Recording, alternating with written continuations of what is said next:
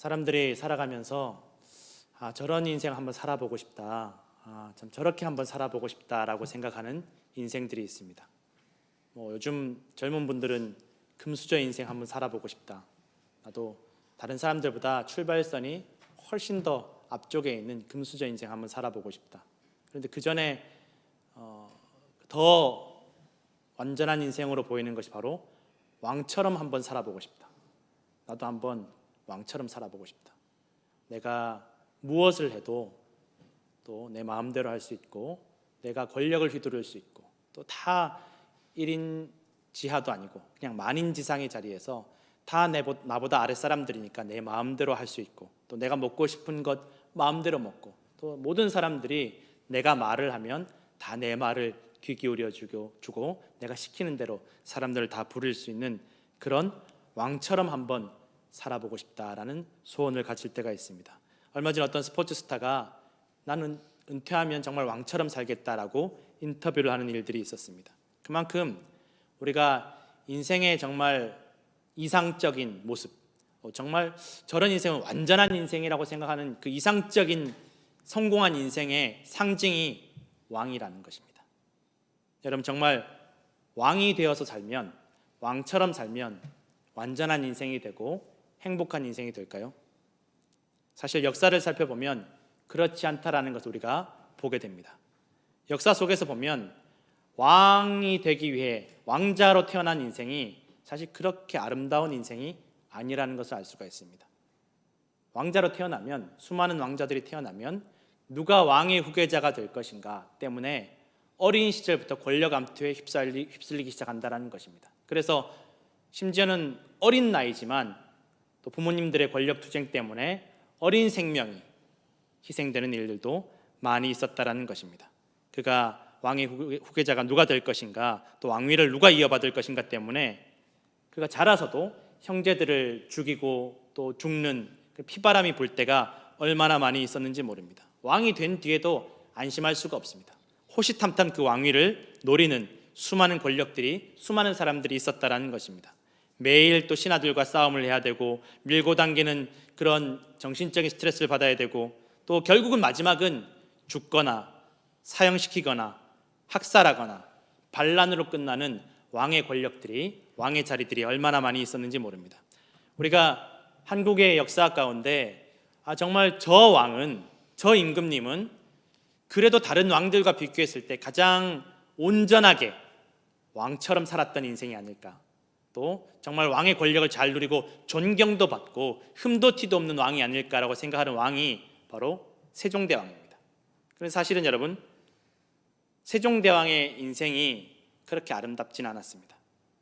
물론 세종대왕은 누가 보아도 온전한 왕처럼, 또 남 부러워하는 왕처럼, 남들이 부러워하는 왕처럼 살아갔지만, 왕위 서열에서도 한참이나 뒤에 있는 막내 아들이었지만 형들이 그냥 자연스럽게 다 양보해서 아름답게 왕위를 물려받았지만, 또 자연스럽게 왕위 올라서 뛰어난 업적도, 왕으로 지내는 동안 한글도 만드시고, 또 수많은 신하들이 이 세종대왕에 충성하고 왕을 존경하고 또 수많은 업적들을 남기면서 정말 이 왕은 남부러울 것이 없는 왕이다, 완전한 왕이다라고 생각되었지만 그렇지 않았다는 것입니다. 이 세종대왕 개인의 인생을 보았을 때, 자세한 사연을 알고 나면 세종대왕도 만신창이었다라는 것을 알게 될 때가 있다는 것입니다.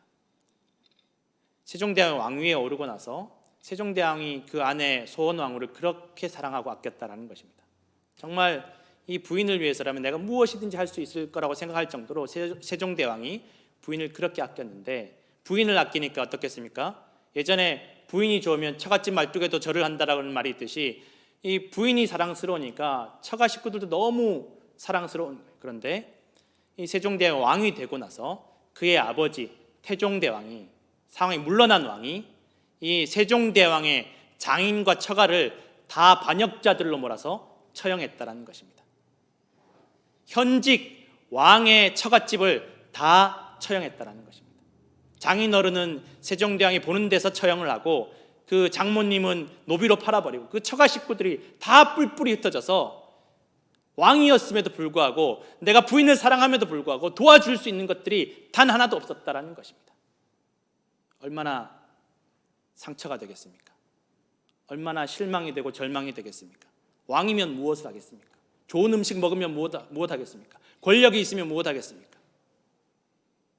아무것도 도움이 되지 않았습니다. 자녀들도 맏아들인 나중에 문종대왕이 되는 그 맏아들이 왕의 후계자가 결혼을 했는데 그 며느리들이 다 음란한 행실로 다 쫓겨납니다. 다 쫓겨납니다. 남 부끄러워서 어디 말도 못합니다. 그런데 결국은 왕의 맏아들 이 문종대왕이 평생 정실 부인 없이 지내게 된다는 것입니다. 왕이어도 자식 문제를 어떻게 할 수가 없다는 것입니다. 권력이 있어도 명예가 있어도 업적이 있어도 이 자녀의 문제를 내가 어떻게 할 수 없다는 것입니다. 거기서 끝나는 것이 아닙니다. 신하들이 나중에 이 왕과 갈등이 생기니까 임금님에게 전부 다 사직서를 내서 총파업을 합니다. 있을 수 없는 일인데 조선시대에 왕에게 우리 못하겠습니다 하고 다 사표를 내고 사직서를 내고 다 총파업을 합니다. 왕과 의견이 다르다는 이유로 못하겠다고 합니다. 권력이 있어도 다 죽일 수도 없고, 그랬던 왕이 세종대왕이었다는 것입니다. 그 사람들과의 관계에만 문제가 있었던 것이 아니라 세종대왕이 27살 때부터 당뇨, 고혈압, 관절, 신장, 피부병, 천식, 수전증, 신경쇠약, 설사병, 위궤양 등으로 몸이 만신창이가 되어서 27살 때부터 약이 없이는 살아갈 수 없는 사람이었다는 것입니다. 좋은 음식 다 먹는데, 나라에 좋은 약이란 약은 다 먹는데 이게 해결이 안 되더라는 것입니다. 다들 부러워하는 인생의 자리를 차지해도 남들에게 차마 드러내지 못하고 말하지 못하는 아픔과 상처가 누구에게나 있을 수 있습니다. 왕이 되어도 돈을 많이 벌어도 세상의 지위를 얻어도 여러분, 내가 혼자 끌어안고 사겨야 되는 문제들이 얼마나 많이 있는지 모릅니다. 아무도 도와줄 수 없습니다.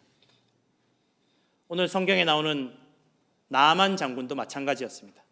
성경에 기록되기를 그는 전생의 나라를 구한 사람이 아니라 지금 현생의 나라를 구한 영웅이었다라고 기록되어 있습니다. 나라를 구했습니다.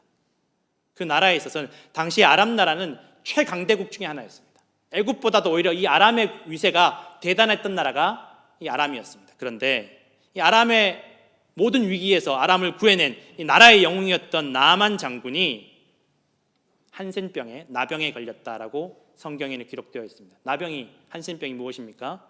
우리가 속칭 문둥병이라는 것입니다.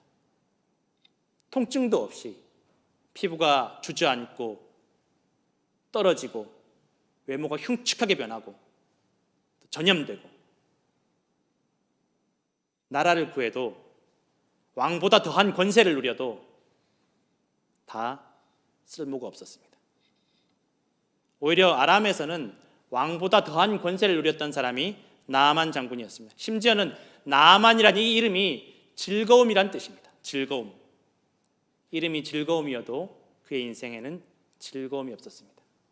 다 갖출 것 갖추었는데, 모든 조건 갖추었는데 해결되지 않는 문제, 부끄러운 문제가 자신에게 있었다라는 것입니다. 이 나병이 얼마나 저주스러운 질병입니까? 전에 제가 여수에 있는 애양원에 방문했을 때 들은 이야기입니다. 여수 애양원은 손양원 목사님으로 유명하지만 사실은 손양원 목사님이 개척하신 것이 아니라 우리 교회가 속해 있는 미국 장로교 선교사님들이 1904년에 전라도 광주에 나병 환자들을 돌보기 위해서 세웠던 그 선교부가 시작이 된 곳입니다. 이 나병 환자들, 한센병자들, 문둥병자들을 모아서 돌보기 시작한 곳이라는 것입니다. 아무도, 가족들도 돌볼 수 없으니까, 사회적으로 철저하게 고립되어 있으니까 선교사님들이 가서 그들을 돌보기 시작하셨다는 것입니다. 근데 이 질병이 얼마나 저주스럽게 여겨졌는지, 아무리 사랑하는 가족이라도, 내 자녀라도, 내 부모님이라도, 내 배우자라도, 내 형제라도 한 번 얼굴 보기가 어렵다는 것입니다.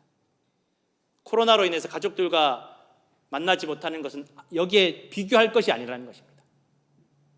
한번 면회를 가면 그때 당시에 멀찌감치서 이쪽 줄에는 가족들이 한 줄로 쭉 서고 이쪽에는 환자들이 쭉 서서 바람이 불 때마다 자리를 옮겨가면서 소리질로 대화를 해야만 했다라는 것입니다. 손 한번 잡아볼 수 없습니다. 죽는 날까지 그냥 멀리서 얼굴 보고 소리질러 만날 수밖에 없었다라는 것입니다. 그러니 얼마나 처절한 고통이 있겠습니까? 얼마나 아프겠습니까? 얼마나 속상하겠습니까? 그 나병이 나만 장군에게 찾아왔다라는 것입니다. 아무도 도와줄 수 없는, 가족도 권력도 명예도 재물도 업적도 아무것도 이 나만 장군을 도와줄 수가 없었습니다.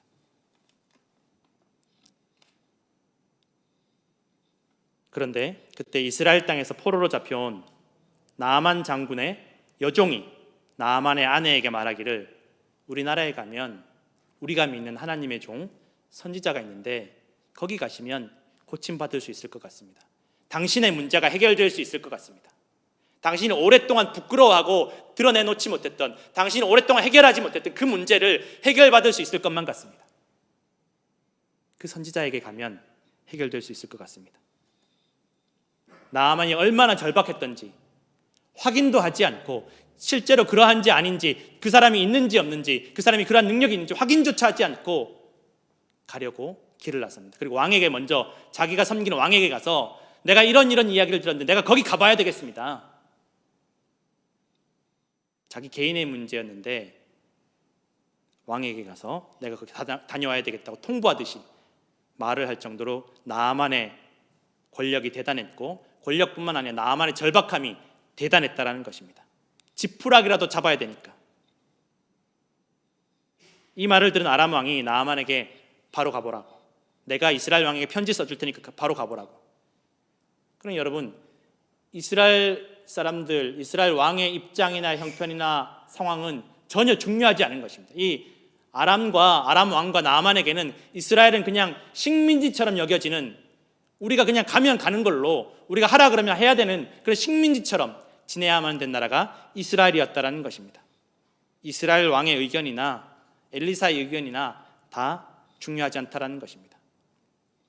그래서 아람이 정말 어처구니 없는 요구를 해도 감히 대항할 수가 없고 혼자서 사귀며 감당할 수밖에 없었다라는 것입니다. 아람 왕이 편지에 쓰기를 앞뒤 사정 전후좌우 다 떼먹고 그냥 내가 이 나만 장군을 보낼 테니까 이 나만 장군의 나병을 고쳐달라고 편지를 씁니다. 그러니 이스라엘 왕이 기가 막히는 것입니다. 내가 하나님도 아닌데, 내가 죽은 자를 살리신 하나님도 아닌데 어떻게 나한테 이렇게 말도 안 되는 요구를 할 수가 있나. 이것은 틀림없이 나한테 시비를 걸어서 이 나라를 완전히 빼앗으려는 계획이다, 모략이다라고 생각을 하게 됩니다. 정작 여러분, 나아만 왕과 아람 왕은 하나님의 사람 선지자를 보지도 못했고 알지도 못했지만 어린 여종의 말 한마디만 듣고 믿음을 가지고 달려가는 것입니다.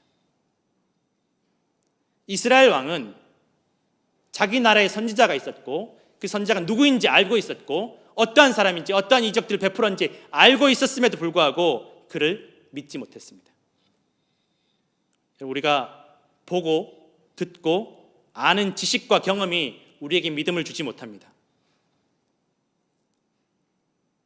믿음이 우리에게 희망을 주는 줄로 믿으시기를 부탁드립니다. 믿음을 잃어버리면 절망이 찾아오고 의심이 찾아옵니다. 나아만에게는 이 지푸라기라도 잡는 겨자씨만한 믿음 때문에 희망이 생겼고 이스라엘 왕에게는 절망이 찾아왔습니다. 이스라엘 왕이 절망 가운데 옷을 찢고 분노하고 속상해하는 이야기들이 온 나라에 다 퍼졌습니다. 여러분, 지도자 또 가정의 리더들의 모습이 매우 중요합니다. 문제를 만났을 때, 어려움이 다가왔을 때, 내가 당장 대처하지 못하는 상황이 생겼을 때 우리의 모습을 하나님께서 보시고 주변 사람들이 다 보고 있음을 여러분들 믿으시기를 기억하시기를 부탁드립니다. 믿음을 잃어버리면 갑자기 문제가 닥쳐올 때 절망에서 빠져나오지 못합니다. 그러니까 이스라엘 왕이 평소에 하나님과 하나님의 사람에 대한 믿음을 잃어버렸기 때문에 문제가 다가왔을 때 인간적으로 내가 이걸 어떻게 해결해야 되나 낙심하는 마음으로 절망하게 되는 것입니다. 엘리사, 하나님의 사람, 하나님께 기도할 생각, 하나님의 사람에게 찾아갈 생각을 전혀 하지 못하는 것입니다.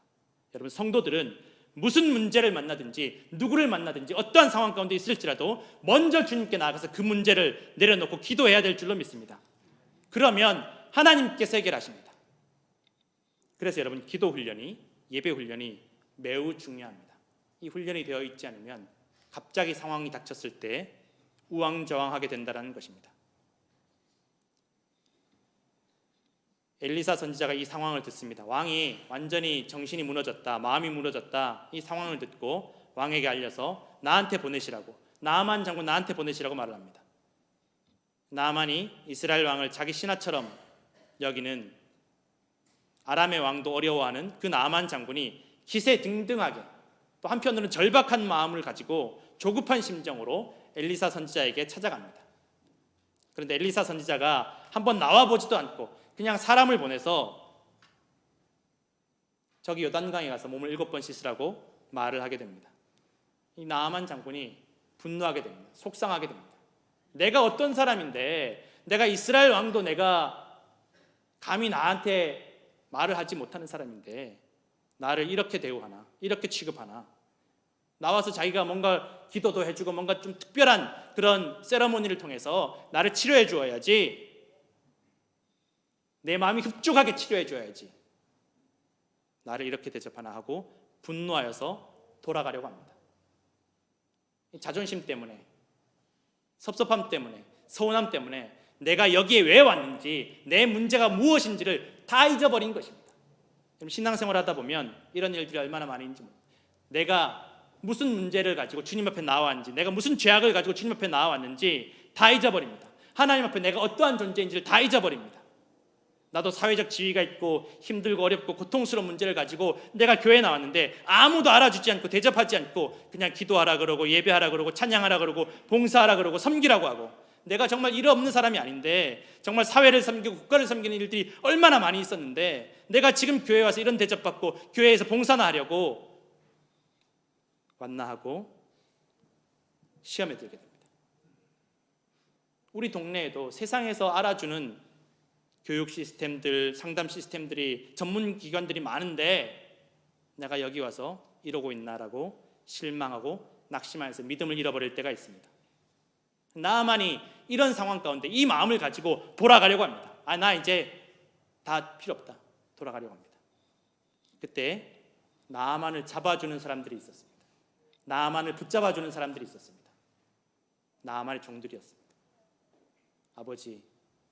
아버지요, 주인이시여, 아니 선지자가 더 대단한 것들을 시켜도 해야 될 판인데 이정 요단강에 몸을 담그는 것, 이건 너무 쉬운 일 아닙니까? 나아만이 그 말을 듣고 또 정신이 듭니다. 여러분, 우리가 잡아주는 사람이 되기를 원합니다. 그제서야 나아만이 내 문제가 무엇인지, 내가 여기 왜 왔는지, 내가 얼마나 절박한지를 깨닫고 요단강에 가서 몸을 7번 담급니다. 그리고 깨끗하게 회복되었다라고 성경에 기록되어 있습니다. 그 문제가 다 해결되었습니다. 나아만이 그 문제를 해결받고 나서, 몸이 치료되고 나서 그가 깨달은 것이 있습니다. 무엇을 깨달았습니까? 나를 치료하는 것은 요단강도 아니고 엘리사 선지자도 아니고 하나님께서 나를 치료해 주셨다는 것을 깨닫게 됩니다. 그리고 엘리사 선지자에게 고백하는 것입니다. 이 세상의 신은 오직 하나님 한 분밖에 없습니다. 내가 이제서야 그것을 깨달았습니다 라고 나아만 장군이 고백하는 것입니다. 간증하는 것입니다. 세상의 대단한 지위로도 해결하지 못하고 혼자 내가 속으로 끙끙 앓아야만 했던 절박한 문제가 하나님께서 해결해 주셨다라는 것입니다. 갑자기 닥친 당황스럽고 심각한 문제, 인간적으로 내가 아무리 애를 써도 답이 없고 길이 없는 문제, 여러분 주님께 맡기시기를 부탁드립니다. 겨자씨만한 믿음으로도 산을 옮기게 하신 그 주님께서 우리의 모든 문제를 반드시 해결해 주실 줄로 믿으시기를 부탁드립니다. 여러분, 나아만이 고침받은 이 사건 가운데 여러분 숨겨진 이야기가 하나 있습니다. 왜 나아만입니까? 왜 하필 아람 나라의 장군입니까? 왜 이스라엘에게 이런 기적을 베풀어 주시지 않았습니까? 여러분, 그러나 하나님께서 믿음을 잃어버린 이 이스라엘도 돌보시고 계셨음을 나만 장군의 사건을 통해서 나타내고 계셨음을 기억하시기를 부탁드립니다. 옛날 어느 마을에 아주 삐뚤어진 아들이 있었습니다. 이 아들은 항상 아버지는 나보다 형을 더 사랑하고 나한테만 엄하게 하시고 나를 미워하시고 나는 완전히 그냥 포기하신 내놓은 자식이다라고 생각하고 아버지가 혼낼수록 더 삐뚤어져서 술만 마시고 도박을 하면서 집에 더 들어오지 않는 것입니다. 그럴 때마다 아버지가 혼나면 또 상처만 남고 어느 날부터인가 아버지가 더 이상 혼내시지 않으니까 이제 아버지가 나를 완전히 포기하셨나 보다. 내놓은 자식인가 보다. 어느 날 새벽까지 술을 마시고 집에 왔는데 하필 건너편 아버지 방에 사랑방에 불이 켜져 있는 것입니다. 또 잔소리 들을까 혼날까 싶어서 숨소리마저 죽인 채로 살금살금 자기 방으로 들어가서 옷을 벗고 이제 자리에 누우려고 하는데 문득 아버지 방을 보니까 그때 아버지 방에 불이 꺼지더라는 것입니다. 그때서 이 아들이 깨달은 것입니다. 아버지가 나를 기다리고 계셨다. 매일 나를 기다리고 계셨다. 아버지가 나를 버리지 않으셨다. 아버지가 나를 포기하지 않으셨다. 우리가 믿음을 잃어버리고 방황하며 절망에 빠져 있을 때에도 하나님 아버지께서 우리를 돌보시고 기다리고 계심을 믿으시기를 부탁드립니다. 이스라엘 왕이 또 이스라엘 백성들이 우상 숭배에 빠져서 믿음을 잃어버렸을 때에도 하나님께서 나만 장군을 통해서 이스라엘을 지키시고 돌보셨다라는 것입니다. 이스라엘의 가장 괴롭히는 적이었던 아람 나라에 하나님의 존재를 드러내시고 하나님의 영광을 경험하게 하신 다음에 나만으로 하여금 아람으로 하여금 이스라엘 공격하는 것이 아니라 이스라엘 존경해주고 이스라엘 돌보는 그러한 나라로 삼아주셨다는 것입니다. 오늘 이러한 은혜가 저와 우리 모든 성도들 가운데 함께 하시기를 믿습니다. 믿음을 회복하시고 믿음을 지키는 데 힘쓰시고 절망에서 희망으로 나아가시는 성도들 되시기를 간절히 축원합니다. 기도하겠습니다.